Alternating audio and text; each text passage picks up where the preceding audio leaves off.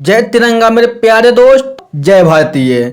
दोस्तों, आज मैं आप लोगों को मैथिली शरण गुप्ता जी का बायोग्राफी हिंदी में बताने जा रहा हूं। दोस्तों, भारत भारती के अमर गायक मैथिली शरण गुप्त राष्ट्रभाषा, राष्ट्र की वैविध्य पूर्वक संस्कृति, उसके प्राचीन गौरव, उसकी उदात्त चिंतन धारा को वर्णि देने वाले एक टीम कवि थे। उन्होंने न केवल भारत के जन मन में राष्ट्रीय चेतना का जागरण कर उसे स्वाधीनता आंदोलन के लिए प्रेरित किया, बल्कि स्वयं भी आंदोलन में सक्रिय भाग लेकर बहुत कुछ झेला और जेल भी गए। एक सच्चे देशभक्त का हृदय लेकर गुप्त जी ने तत्कालीन भारत की दीन दशा का इस मार्मिक ढंग से चित्रण किया कि उससे पूरा युग मानस झंकृत हो, द्रवित हो उठा। अपने समकालीन समाज से उनका गहरा जुड़ाव था, कितना कि वे एक युग को नेतृत्व देने और उसमें जागरण मंत्र पुनरुत्थान का पथ प्रशस्त करने में सफल हुए। गुप्त जी का काव्य जिस प्रकार महान राष्ट्र के इतिहास व्यापी जातीय जीवन का स्वर्गीन चित्रण प्रस्तुत कर सका, वैसा आधुनिक भारतीय भाषाओं में अन्यत्र दुर्लभ है। दोस्तों, मैथिली शरण गुप्ता का जन्म झांसी के पास एक छोटे से गांव चिराग गांव में बाप दादों की बड़ी सी हवेली में 3 अगस्त 1886 को हुआ था। पिता सेठ रामचरण एक संस्कारी वैष्णव थे, कविता प्रेमी रईस। इन्होंने अंग्रेज सरकार द्वारा दी गई राय बहादुर की उपाधि उनके शासन के विरोध में लौटा दी थी। बालक मैथिली शरण गुप्त में कविता और अंग्रेजी शासन के विरोध के संस्कार पिता से आए थे और रामायण प्रेम एवं संयम मर्यादा का संस्कार तुलसी रामायण का नियमित पाठ करने वाली माँ काशी देवी से तीसरे दर्जे तक गांव के स्कूल में पढ़ाकर मैथिली शरण को मैकडोनाल्ड हाई स्कूल झांसी में पढ़ने भेजा गया। पर इस मस्त मौला बालक का मन पढ़ाई में रमता नहीं था। दोस्तों, मैथिली शरण गुप्त अपनी एक बाल मंडली बनाकर लोक कला, लोक नाट्य, लोक संगीत में रस लेता रहता था। तंग आकर पिता ने वापस चिरगांव बुला लिया। पूछने पर मैथिली शरण का गुप्त का उत्तर होता था कि मैं दूसरों की किताबों क्यों पढूं, मैं 100 किताबें लिखूंगा और लोग पढ़ेंगे। उस समय सब इस उत्तर से हैरान हुए। बाद में सचमुच यह भविष्यवाणी सच सिद्ध हुई। वही बालक जो बचपन में गीतों की तुक बंदियां किया करता था, बड़ा होकर न केवल राष्ट्र कवि बल्कि सन 1952 से 1964 तक राज्यसभा में संसद रहकर संसद की हर कार्रवाई में भाग लेने के लिए कविता में भाषण देता था और प्रश्नों के उत्तर भी कविता में दिया करता था, जो अपने आप में एक रिकॉर्ड है।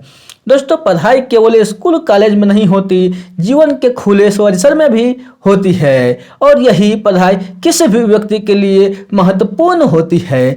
किसी रचनाकार के लिए तो वो अति महत्वपूर्ण जाने बालक मैथिली शरण को यह अंतर्ज्ञान कैसे हुआ था।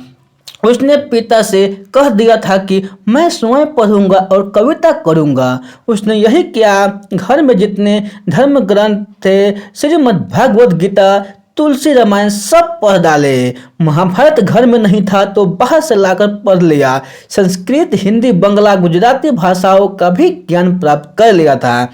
बंगावासी, विकटेश्वर समाचार, भारत मित्र आदि घर में आने वाली पत्रिकाएं नियमित ही पढ़ी। बाहर से मंगलवार, उस समय की सुप्रसिद्ध पत्रिका सरस्वती से लेकर अन्य पत्रिकाएं भी अपने दोस्त मुंशी अजमेरी से संगीत की बारीकियां समझी। छंद पद कंठस्थ करने लगा।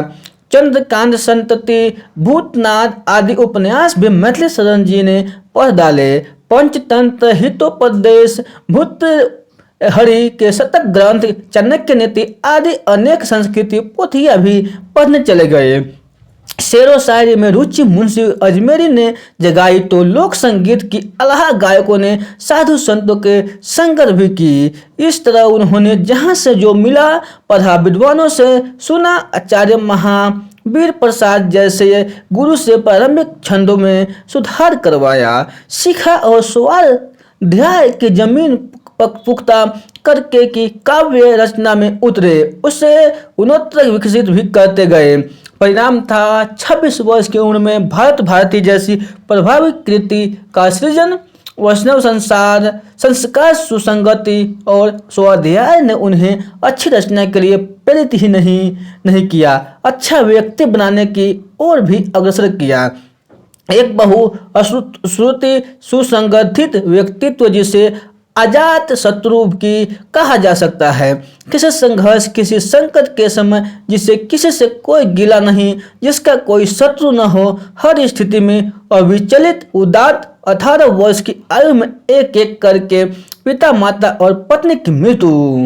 कोमल कवि मन को धक्के पर धक्के, फिर पुरखों का जन्म, जमाया व्यापार, भारी घाटे के कारण थप और भारी कर्ज का बड़ा धक्का, पुस्तकों को रॉयल्टी के नाम पर कुछ नहीं, नाम मात्र की आय। ऐसी स्थिति में भी धीरज नहीं खोया, स्वभावगत उदारता नहीं छोड़ी, श्रम करके अपनी पुस्तक आप छापी, बेची और निरंतर लेखक एवं उसकी लोकप्रियता के संबल से आगे बढ़ते गए। प्रेरक व्यक्तित्व ही प्रेरक रचनाएं देकर लाखों लाख पाठकों को हृदय सम्राट बन सकते है। राज्यसभा के सदस्य के रूप में जब तक दिल्ली रहे, उनके घर पर दरबार लगा रहता था, जिसमें राजधानी के साहित्य प्रेमी नेताओं से लेकर सभी साहित्यकार पहुंचते रहते थे।